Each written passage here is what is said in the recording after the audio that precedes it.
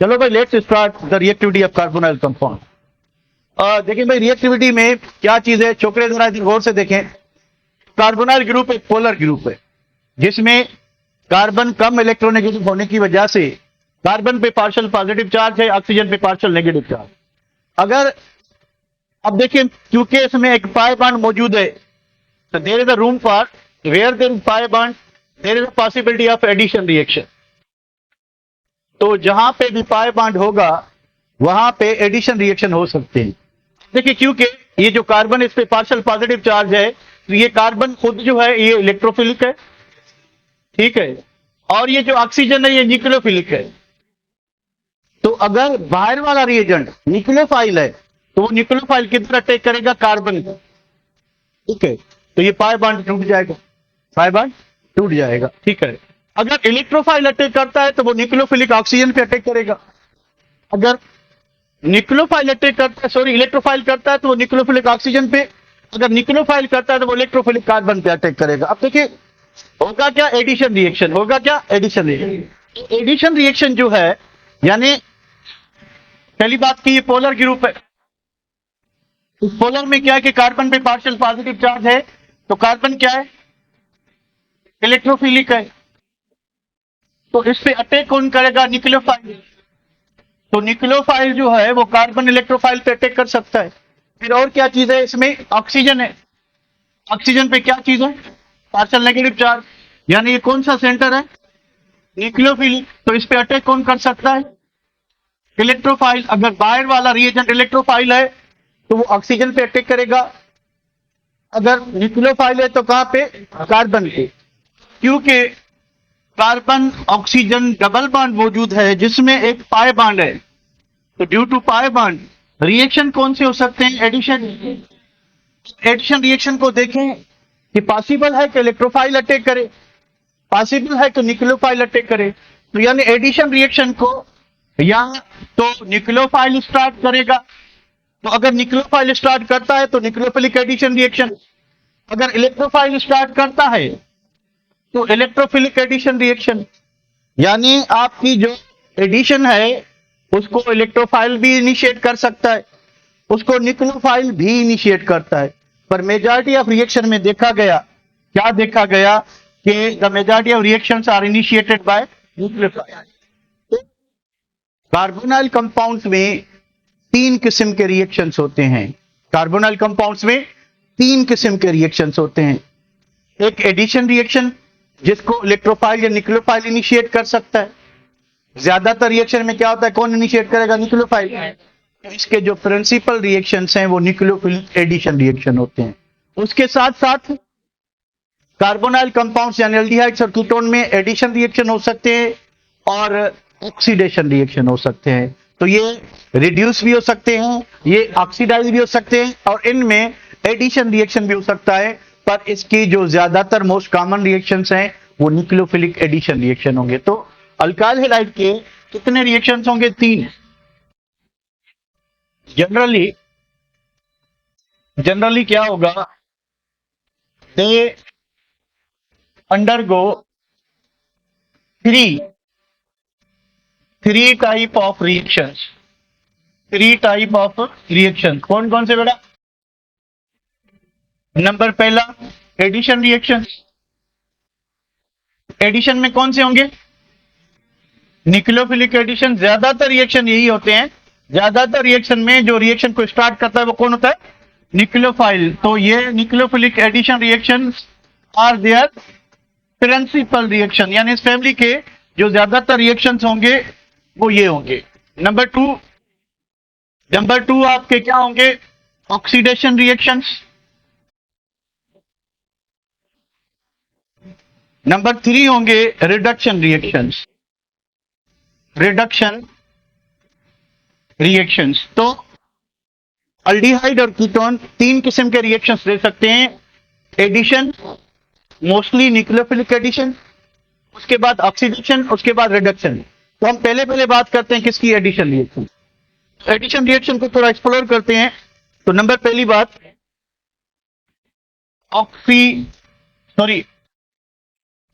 Nucleophilic addition reactions. Nucleophilic addition reactions.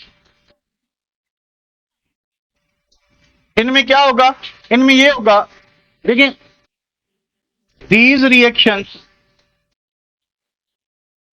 can be initiated by, इसको कौन start कर सकता है, initiated by an electrophile or a nucleophile। ये इन रिएक्शंस को इलेक्ट्रोफाइल भी इनिशिएट कर सकता है, न्यूक्लियोफाइल भी, पर ज्यादातर रिएक्शंस कौन से हैं, न्यूक्लियोफिलिक। यानी सबसे पहला जो अटैक होगा वो कौन करेगा, न्यूक्लियोफाइल। ठीक है, तो मेजॉरिटी ऑफ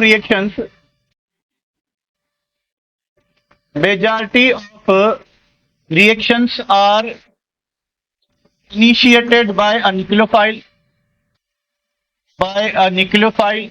हेंस मुर्गियां, their principal reactions are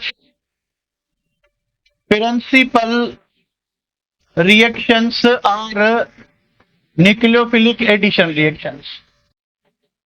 nucleophilic addition reactions, यानी ये भाई कह रहा कि ऐसा नहीं है कि इलेक्ट्रोफाइल अटैक नहीं कर सकता, वो भी करता है। इलेक्ट्रोफाइल भी इनिशिएट कर सकता है, न्यूक्लियोफाइल भी इनिशिएट कर सकता है, पर ज्यादा रिएक्शंस ऐसे हैं जिसमें पहला अटैक किससे होता है, न्यूक्लियोफाइल। इस वजह से इनके जो मेजॉरिटी ऑफ रिएक्शंस हैं, जो कॉमन रिएक्शंस हैं, जो नॉर्मल कंडीशंस पे होंगे, जो प्रिंसिपल और कैरेक्टरिस्टिक रिएक्शंस हैं, वो न्यूक्लियोफिलिक एडिशन रिएक्शंस होते हैं। ठीक है, अब ये जो दोनों रिएक्शंस हैं, these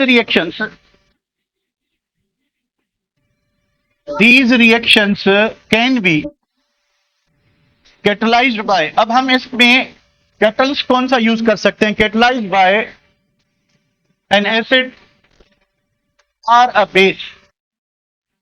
ये जो न्यूक्लियोफिलिक एडिशन रिएक्शन है, इसमें हम क्या यूज कर सकते हैं, इसमें हम एसिड कैटलिस्ट भी यूज कर सकते हैं, बेस कैटलिस्ट भी यूज कर सकते हैं। अब ये रिएक्शन की कंडीशन पे डिपेंड करता है कि हम क्या यूज करने जा रहे हैं। ठीक है, तो एसिड कैटलिस्ट का अपना एक एक्ट करने का तरीका होता है, बेस कैटलिस्ट का अपना तरीका होता है। दोनों कैटलिस्ट क्या करेंगे कि रेट ऑफ रिएक्शन को इंप्रूव करेंगे, इंक्रीज करेंगे। ठीक है, एसिड कैटलिस्ट क्या करता है, एसिड कैटलिस्ट जो है इस कार्बन की इलेक्ट्रोफिलिसिटी, जो कार्बोनाइल कार्बन, इसकी इलेक्ट्रोफिलिसिटी को इंप्रूव करता है। तो अगर हम कोई एसिड कैटलिस्ट यूज करते हैं, क्या होगा कि एन एसिड कैटलिस्ट क्या करेगा, increases electrophilicity of carbon, electrophilicity of carbonyl group.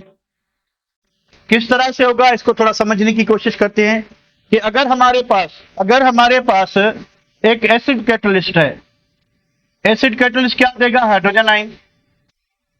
ये देखिए हमने क्या यूज कर रही है, एसिड कैटलिस्ट। ठीक है, अब एसिड कैटलिस्ट क्या होगा कि ऑक्सीजन के पास एक लोन पेयर है तो वो इसको देगा, या पाई बॉन्ड शिफ्ट होगा इधर, तो हमें जो इंटरमीडिएट मिलेगा वो ये मिलेगा, कार्बन पे लग जाएगी पूरी पॉजिटिव चार्ज। कार्बन पे क्या लगेगा, पूरी पॉजिटिव चार्ज। यहां पे देखें कि ये इधर कार्बन पे before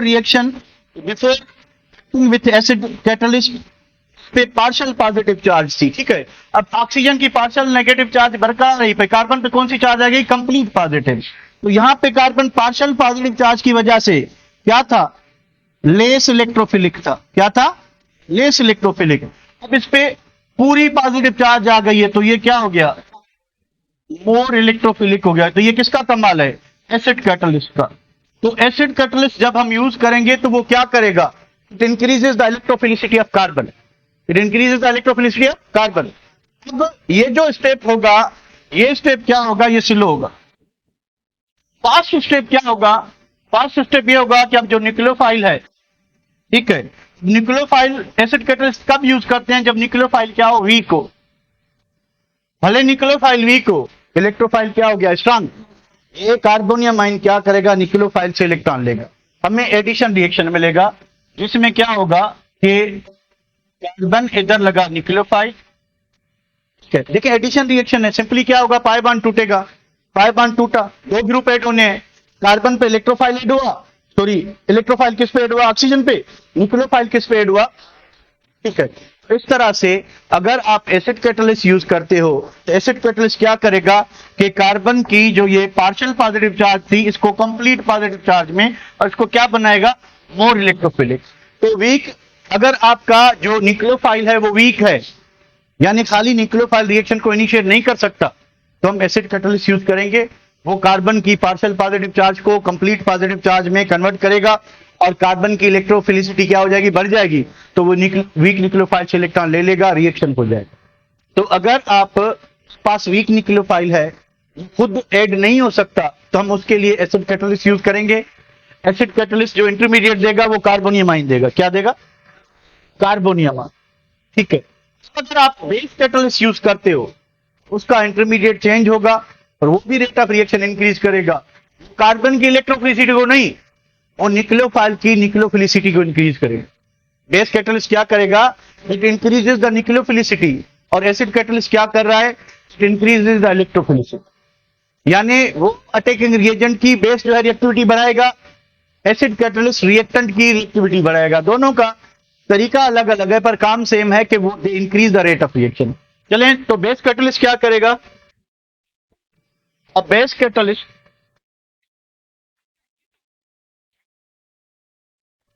a base catalyst increases the nucleophilicity of attacking nucleophile.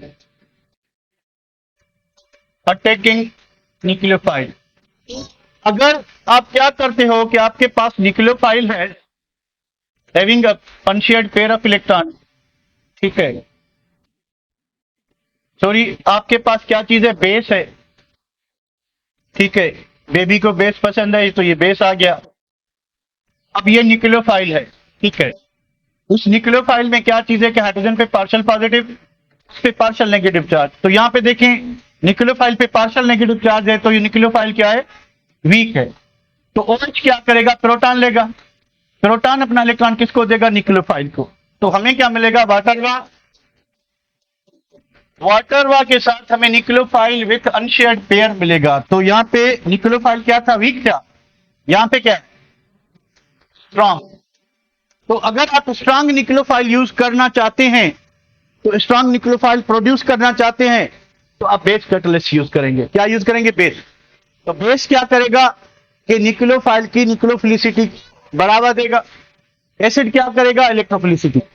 क्या होगा कि बेस ऑलरेडी स्ट्रांग है, तो भले आपका जो इलेक्ट्रोफाइल कार्बोनाइल ग्रुप वाला इलेक्ट्रोफाइल जिसपे कौन सी चार्ज है, पार्शियल पॉजिटिव, भले ये वीक हो, पर क्योंकि न्यूक्लियोफाइल स्ट्रांग है, न्यूक्लियोफाइल क्या है, स्ट्रांग है, ठीक है, तो ये क्या करेगा, इसको इलेक्ट्रॉन पेयर देगा, ये बॉन्ड टूट जाएगा, इसमें जो इंटरमीडिएट बनेगा वो बनेगा अल्को ऑक्साइड आयन।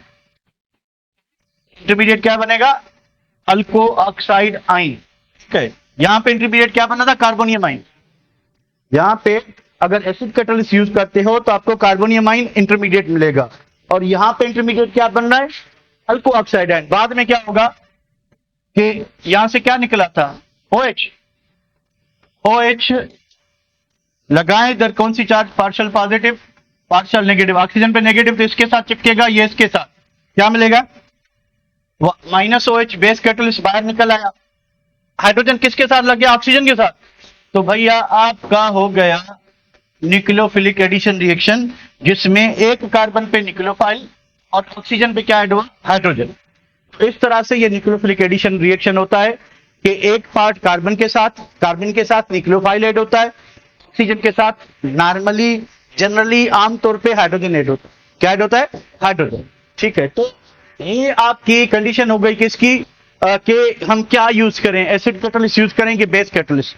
ये डिपेंड करता है कि हमारे पास न्यूक्लियोफाइल किस टाइप का है। अगर वीक न्यूक्लियोफाइल है, we will for the acid catalyst, वो इलेक्ट्रोफिलिसिटी बढ़ा के देगा, किसकी, कार्बोनाइल कंपाउंड की। अगर हमारे पास स्ट्रांग न्यूक्लियोफाइल है जो कि बेसिक कंडीशन में बन सकता है, तो फिर हम बेस कैटलिस्ट यूज करेंगे, वो न्यूक्लियोफाइल की न्यूक्लियोफिलिसिटी बढ़ा के देगा। इलेक्ट्रोफाइल जो है आपका कार्बन जो एटम है कार्बोनाइल ग्रुप वाला, वो वैसा का वैसा होगा। तो स्ट्रांग न्यूक्लियोफाइल उसको इलेक्ट्रॉन देके पाई बॉन्ड को तोड़ देगा। ठीक है, तो इंटरमीडिएट अलग अलग बनते हैं। बात करते हैं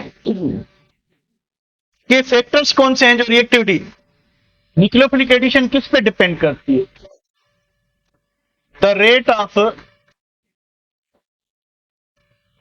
of nucleophilic addition reactions depends upon दो फैक्टर हैं। Depends upon number 1, number 2। थोड़ा सा इधर देख लें, मैं आपको पहले ही समझाने की कोशिश करूं। देखें, this is the area of interest for a nucleophile, क्योंकि ज्यादातर रिएक्शन न्यूक्लियोफिलिक एडिशन है। न्यूक्लियोफाइल का टारगेट क्या है? Electrophilic carbon. This is the target of nucleophile. अब यहां पे देखिए कार्बन की 2 वैलेंसीज फ्री हैं। यहां पे अगर तो छोटे ग्रुप लगे हैं, यानी दोनों हाइड्रोजन लगे हैं, ठीक है, तो इसके पास न्यूक्लियोफाइल के पास इनफ स्पेस है कि वो कार्बन को अप्रोच कर सकता है। फिर अगर यहां पे आप बड़े ग्रुप लगाते हैं, लेट सपोज कि आपने एक मिथाइल ग्रुप लगा दिया, फिर दूसरा मिथाइल ग्रुप लगा दिया, तो अब क्या होगा कि रुकावट पैदा होगी। ये जो लार्ज ग्रुप है ये क्या करेंगे? रेजिस्टेंस यानी रुकावट डालेंगे, न्यूक्लियोफाइल को इस कार्बन तक नहीं पहुंचने देंगे, क्योंकि आगे वाली साइड वो आ नहीं सकता, क्योंकि आगे ऑलरेडी नेगेटिव चार्ज है, इस पे भी नेगेटिव चार्ज। तो उसको जो अटैक करने का जो तरीका है वो या तो यहां से आए। मेजॉरिटी ऑफ रिएक्शन में उसको बैक साइड अटैक का जो है पॉसिबिलिटी होती है। तो अब क्या है कि बड़े ग्रुप होने की वजह से रुकावट ज्यादा बन जाएगी, तो न्यूक्लियोफाइल इलेक्ट्रोफिलिक कार्बन को अप्रोच नहीं कर पाएगा, तो रेट क्या हो जाएगा? स्लो हो जाएगा। तो पहला फैक्टर है साइज ऑफ अल्काइल ग्रुप। ठीक है, अब जितनी स्मॉलर साइज होगी, छोटी साइज होगी, अगर अज्यूम करें कि दोनों हाइड्रोजन है, छोटे हैं, अज्यूम करें कि दोनों मिथाइल हैं, तो बड़े ग्रुप हैं। ठीक है, अगर बड़े ग्रुप होंगे तो रुकावट क्या होगी? ज्यादा होगी। ठीक है, अच्छा, दूसरा होता है इलेक्ट्रॉनिक इफेक्ट। अब ये क्या चीज है? देखें, ये जो अल्काइल ग्रुप हैं ये वीक इलेक्ट्रॉन पुशिंग ग्रुप होते हैं। अब पहली बात ये देखें कि ऑलरेडी इलेक्ट्रोफाइल जो है, आपकी जो electrophilic carbon partial positive charge है, तो ऑलरेडी ये क्या है? वीक इलेक्ट्रोफाइल है। ये क्या है? Weak electrophile. ठीक है, यानी कार्बन पे कौन सी चार्ज है? Partial positive. अब जितने आप अल्काइल ग्रुप ज्यादा लगाएंगे तो अल्काइल ग्रुप क्या करेंगे? इलेक्ट्रॉन डोनेट करेंगे। इलेक्ट्रॉन पुशर ग्रुप्स हैं, तो थोड़ी सी इलेक्ट्रॉन डेंसिटी अगर और आ जाएगी तो ये पॉजिटिव चार्ज कम हो जाएगी कि बढ़ जाएगी? तो इसकी इलेक्ट्रोफिलिसिटी और कम हो जाएगी, तो इसके इलेक्ट्रॉन लेने का पावर और क्या हो जाएगा? कम हो जाएगा। तो रेट क्या हो जाएगा? स्लो हो जाएगा। तो दो इफेक्ट है साइज का, कि बड़ी साइज का ग्रुप जो है वो क्या करेगा? रुकावट ज्यादा डालेगा, न्यूक्लियोफाइल को इलेक्ट्रोफिलिक कार्बन तक पहुंचने नहीं देगा। दूसरा क्या है कि इलेक्ट्रॉनिक इफेक्ट, यानी ये जो अल्काइल ग्रुप होते हैं ये इलेक्ट्रॉन देते हैं, अगर इलेक्ट्रॉन डेंसिटी थोड़ी थोड़ी इधर आती जाएगी, थोड़ी थोड़ी नेगेटिव चार्ज आती जाएगी, तो थोड़ी थोड़ी पॉजिटिव चार्ज कम होती जाएगी। तो और ये क्या होगा? और वीक जो है, मोर वीक जो है इलेक्ट्रोफाइल बन जाएगा, यानी और इलेक्ट्रोफिलिसिटी कम होगी तो और इलेक्ट्रॉन लेने की एबिलिटी क्या हो जाएगी? कम हो जाएगी। तो आपका ये दोनों जो ग्रुप हैं, होना क्या चाहिए? लार्ज ग्रुप्स, यानी लार्ज कौन से? Alkyl groups. Large alkyl groups causes steric hindrance, रुकावट डालेंगे। हेंस वो क्या करेंगे? दे इंक्रीज, क्या इंक्रीज करेंगे? Stability and increase reactivity. Stability and decrease reactivity को डिक्रीज करेंगे। दूसरा इलेक्ट्रॉनिक इफेक्ट क्या है कि जो आपके अल्काइल ग्रुप हैं वो इलेक्ट्रॉन डोनेट करेंगे तो कार्बन की इलेक्ट्रोफिलिसिटी को कम करेंगे। तो रिएक्टिविटी यहाँ पर क्या होना चाहिए? जनरली अगर आमतौर पर देखें generally aldehydes are more reactive than aldehydes are more reactive than ketones। अब ये आप समझ सकते हैं क्यों? क्योंकि अल्डिहाइड के पास एक छोटा ग्रुप हाइड्रोजन है, तो सबसे ज्यादा रिएक्टिव कौन होगा? फॉर्मल्डिहाइड। दोनों छोटे ग्रुप, ठीक है, फॉर्मल्डिहाइड। उसके बाद कौन होगा? एसिटल्डिहाइड। एक छोटा ग्रुप एक बड़ा ग्रुप। उसके बाद कौन होगा? एसीटोन। दोनों बड़े ग्रुप हो गए। उसके बाद कौन होगा? अगर आप इधर टर्सरी ब्यूटाइल लगा लेते हैं,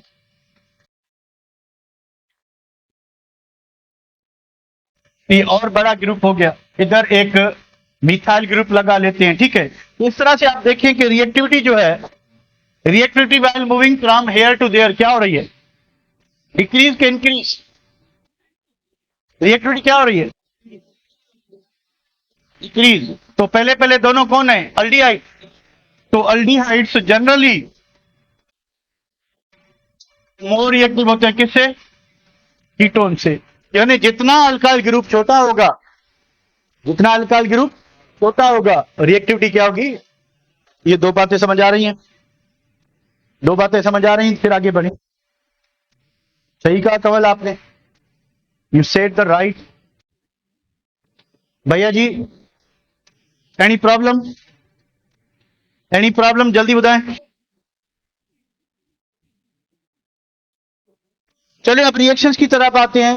पहला पहला रिएक्शन करते हैं, number 1,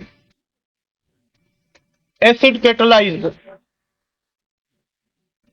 addition reactions.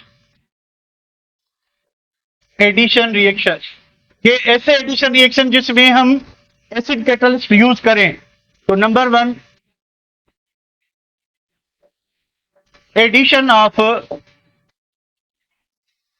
Amino derivative. Amino derivatives, लड़कों जरा गौर से देखें। अमाइनो डेरिवेटिव्स कौन कौन हो सकते हैं? देखिए, आपका हाइड्राजीन हो सकता है। What is the name of this compound? Hydrazine, ठीक है। उसके बाद हाइड्रोक्साइल अमाइन हो सकता है। The name of this compound is hydroxyl amine. उसके बाद फिनाइल हाइड्राजीन हो सकता है। Phenyl hydrazine. उसके बाद एक और एजेंट हो सकता है,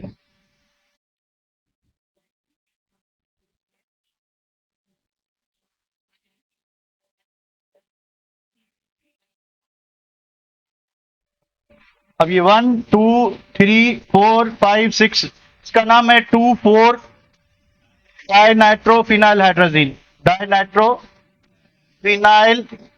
हाइड्राजीन, हाइड्राजीन, या इसको सिंपली इस तरह से कहते हैं 2,4 DNPH, डाइनाइट्रोफिनाइल हाइड्राजीन। अब ये इनमें से ये सारे अमीनो डेरिवेटिव्स हैं। हम सबको क्या कर सकते हैं? अल्डिहाइड या कीटोन पे ऐड कर सकते हैं using acid catalyst. Using acid catalyst होगा क्या? होगा ये कि ये सारे रिएक्ट करेंगे और डिफरेंट प्रोडक्ट्स बनेंगे, ठीक है। तो सबसे जो इंपॉर्टेंट रिएक्शन है वो ये है कि ये जो रिएक्शन है, रिएक्शन विथ 2,4 डाइनाइट्रोफिनाइल हाइड्राजीन, इसमें अल्डिहाइड्स और कीटोन्स दोनों येलो प्रिसिपिटेट्स बनाते हैं। अल्डिहाइड्स और कीटोन्स दोनों with 2,4 dinitrophenyl hydrazine yellow precipitate बनाते हैं।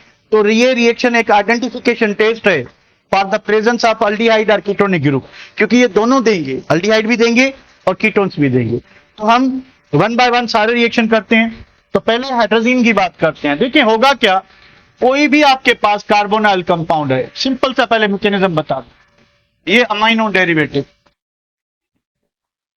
Amino derivative NH2, periodic simple होगी बेटा। ये देखें, ये एक ऑक्सीजन और 2 हाइड्रोजन क्या बनाएंगे? वाटर। तो कार्बन का डबल बॉन्ड बनेगा किसके साथ? नाइट्रोजन के साथ। तो हमारी जो प्रोडक्ट बनेगी, तो अब यहां पे आप R लिख लें, ठीक है। तो सब में देखिए अमाइनो ग्रुप है, तो आपका ये आर हो गया, आपका ये आर हो गया, आपका ये आर हो गया, ठीक है। रिएक्ट कौन करेगा? ये पार्ट अमाइनो ग्रुप, ठीक है। ये आपका क्या हो गया? आर हो गया, साइड चेन, ठीक है। कार्बोनाइल ग्रुप के साथ दो हाइड्रोजन किसके खत्म होंगे? इसके दो हाइड्रोजन किसके खत्म होंगे? इसके पीछे वाली साइड एज इट इज रहेगी। दो हाइड्रोजन इसके खत्म होंगे तो OH रहेगा, दो हाइड्रोजन इसके खत्म होंगे तो ये बच जाएगा, ठीक है। तो रिएक्शन करते हैं। अगर आपके पास अब कोई भी कार्बोनाइल कंपाउंड, यहां पे तो हमने जनरल बात की थी, कार्बोनाइल कंपाउंड कोई भी हम करते हैं कि फॉर्मल्डिहाइड है हमारे पास या एसिटल्डिहाइड है, हमारे पास है एसिटल्डिहाइड, ठीक है। हम रिएक्शन करवाते हैं हाइड्रोजीन से, NH2 और NH2, ठीक है। होगा क्या कि ये पार्ट है ये आपस में बनाएगा वाटर निकाल दें, बाकी क्या रह गया? बाकी रह गया CH3, उसके बाद क्या चीज है? C, इसके पास क्या है? N डबल बॉन्ड N के पास क्या रहेगा? NH2। इस प्रोडक्ट का नाम होगा, कहां से लिया हमने? एसिटल्डिहाइड से। इसका नाम होगा एसिटल्डिहाइड, जो रिएक्टेंट का नाम है वही लिखेंगे, एसिटल्डिहाइड हाइड्राजोन। पहले था हाइड्राजीन, ये जो हाइड्राजीन है, जीन को जस्ट O लगाओगे, हाइड्राजोन हो गए, ठीक है। सारे रिएक्शन ऐसे ही होंगे। सारे रिएक्शन क्या होगा कि ये जो दो हाइड्रोजन है, ठीक है, ये पार्ट रिएक्ट करेगा, ये प्रिजर्व रहेगा। ये जो सर्किल वाला पार्ट है वो एज इट इज रहेगा। वो हाइड्रोजन यहां से निकलेंगे, डबल बॉन्ड कार्बन बनेगा, ठीक है। ऑक्सीजन कहां से निकलेगा? कार्बोनाइल कंपाउंड से। अच्छा, एक और एग्जांपल देखें। अगर आपके पास कीटोन है यानी एसीटोन है, आप इसको हाइड्रोक्साइल अमाइन के साथ रिएक्ट करवाते हैं, ठीक है। तो भैया क्या होगा कि एक हाइड्रोजन, एक ऑक्सीजन, एक हाइड्रोजन, क्या बनेगा? वाटर, माइनस वाटर कर लें, ये साइड प्रोडक्ट। हमारी जो मेन प्रोडक्ट बनेगी CH3, इसके साथ कार्बन, इसके साथ CH3, कितने बांड टूटे थे? 2। नाइट्रोजन के कितने बांड टूटे हैं? 2। Double bond nitrogen OH। इसका नाम होगा, किससे बना? हमने एसीटोन से, एसीटोन या प्रोपेनॉन से। इसका नाम होगा एसीटोन ऑक्साइन, एसीटोन ऑक्साइन। ये जो ग्रुप है इसका ऑक्साइन नाम आएगा, ठीक है। एसीटोन ऑक्साइन, या आप लिखेंगे प्रोपेनॉन ऑक्साइन, एक ही बात है, प्रोपेनॉन ऑक्साइन लिखोगे, ठीक है। अगर आप यही रिएक्शन किसके साथ करते हैं? CH3 double bond O, CH3। चले, आपके पास क्या चीज है? एसीटोन। इस रिएक्शन को जरा गौर से देखना। हमारे पास है 2,4 डाइनाइट्रोफिनाइल हाइड्रोजीन, इसको यूज करते हैं हम 2 पे नाइट्रो और 4 पे नाइट्रो, ठीक है। हमें क्या मिलेगा बेटा? वही मिलेगा कि एक ऑक्सीजन और 2 हाइड्रोजन, यहां से हमें मिलेगा CH3, उसके बाद C डबल बॉन्ड नाइट्रोजन, उसके बाद CH3, ठीक है। इस नाइट्रोजन से 2 हाइड्रोजन निकल गए तो नाइट्रोजन के 2 बांड टूटे, कार्बन के बांड टूटे, इन्होंने आपस में डबल बांड बना लिया। पीछे क्या रह गया? NH। उसके पीछे क्या रह गया? नाइट्रो। इसका नाम होगा, इसके येलो प्रिसिपिटेट्स बनेंगे, इसके येलो प्रिसिपिटेट बनाएंगे। इसका नाम क्या होगा? 2,4 डाइनाइट्रोफिनाइल। सिर्फ आखिरी नाम चेंज होगा, हाइड्राजीन की जगह पे hydrazone. So this reaction is given by both aldehydes and ketones. Both aldehydes and ketones. कौन? Both aldehydes and ketones produces yellow precipitate with किसके साथ? 2,4 डाइनाइट्रोफिनाइल हाइड्रोजीन। तो दोनों अल्डिहाइड्स भी और कीटोन्स भी क्या करेंगे? White precipitate, sorry yellow precipitate बनाएंगे, किसके साथ? 2,4 डाइनाइट्रोफिनाइल हाइड्रोजीन। यहां तक क्लियर है? कोई शक? टाइम क्या हुआ? वी हो गया, ठीक है। तो इस तरह से क्या होगा कि ये हमने एक एसिड कैटालाइज रिएक्शन किया है। तो कल हम करेंगे बेस कैटालाइज रिएक्शन, और उसके बाद हम की एडिशन नहीं, रिडक्शन और ऑक्सीडेशन करेंगे, ठीक है। उसके बाद कुछ केमिकल टेस्ट हैं, तो होपफुली परसों तक ये चैप्टर पूरा हो जाएगा। इसमें है एक ही टॉपिक है, एल्डिहाइड और कीटोन। तो कल हम रिएक्शन इसके आधे आज किए, आधे कल करेंगे। उसके बाद कुछ टेस्ट हैं केमिकल कि एल्डिहाइड के लिए कुछ मखसूस टेस्ट हैं, कीटोन्स के लिए कुछ मखसूस टेस्ट हैं। अब ये टेस्ट जो है आपने देखी कि दोनों के लिए है, एल्डिहाइड भी देते हैं, कीटोन भी देते हैं। एक और टेस्ट है सोडियम बाइसल्फाइड टेस्ट। तो आप एल्डिहाइड कीटोन को अगर इससे रिएक्ट कराएंगे तो बोथ एल्डिहाइड और कीटोन क्या देंगे, व्हाइट प्रेसिपिटेट, वो दोनों देंगे। एल्डिहाइड को आइडेंटिफाई करने के लिए 4 टेस्ट और हैं। उसमें टोलिन्स रिएजेंट टेस्ट है, उसको सिल्वर मिरर टेस्ट भी कहते हैं, बेंडिक्स रिएजेंट टेस्ट है, उसके बाद जो है आपकी फेलिंग रिएजेंट टेस्ट है, ठीक है। कीटोन के लिए एक ही टेस्ट है, सोडियम नाइट्रोपल्सार टेस्ट, वो हम जब टाइम आएगा तब करेंगे। तो इसको सेव करते हैं और आप खेलें।